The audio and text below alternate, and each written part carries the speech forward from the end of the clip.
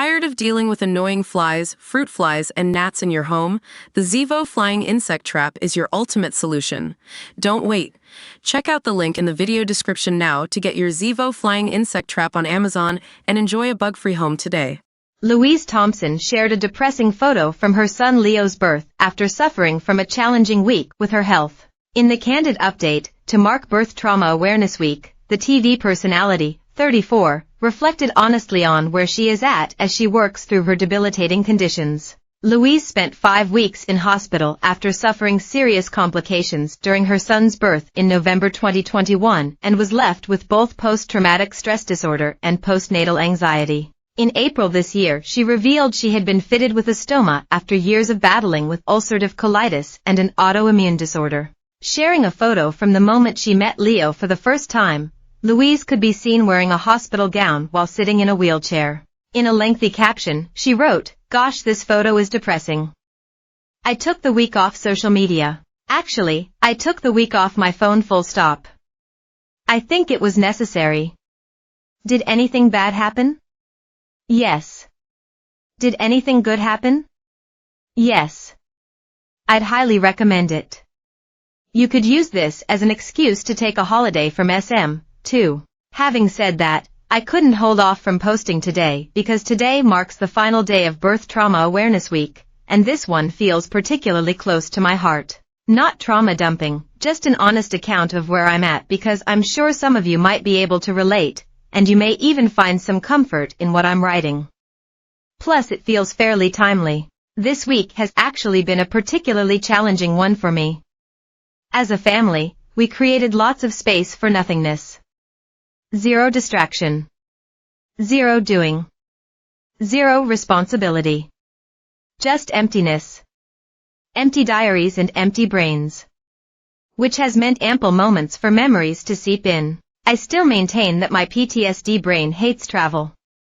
It also hates solitude. I typically like to fill my boots with lots of dopamine-inducing behaviors.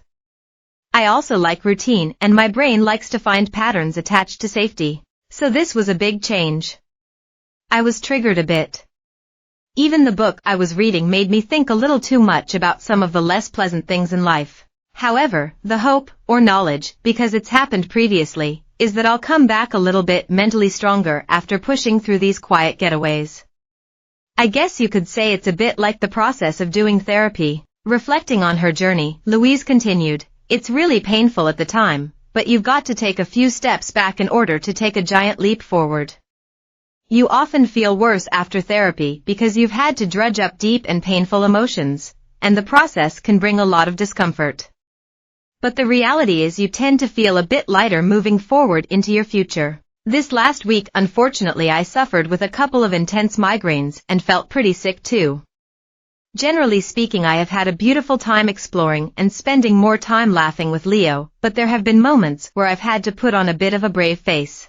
I wonder whether I'm having a bit of an autoimmune flare-up as well because I'm experiencing nerve pain, inflammation on my scalp, extreme brain fog and fatigue, and weird things happening with my stoma and bum. For context, I'm currently sat with a bag of ice perched on top of my head partly, and an accidental discovery, refraining me from twitching my neck, partly working to reduce my sore head.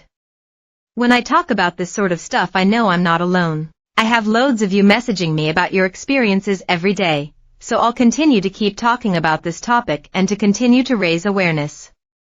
I actually had a brilliant conversation with a lady about her traumatic birth last night at this hotel in Foy.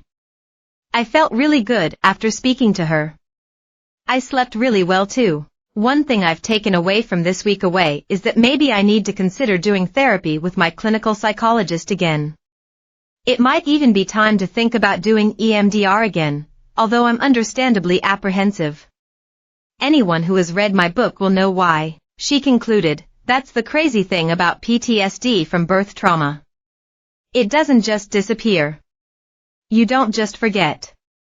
You might have to deal with memories of a traumatic birth for an annoying amount of time. An unnecessary amount of time. You might be left with lasting physical damage. That's why I want to stop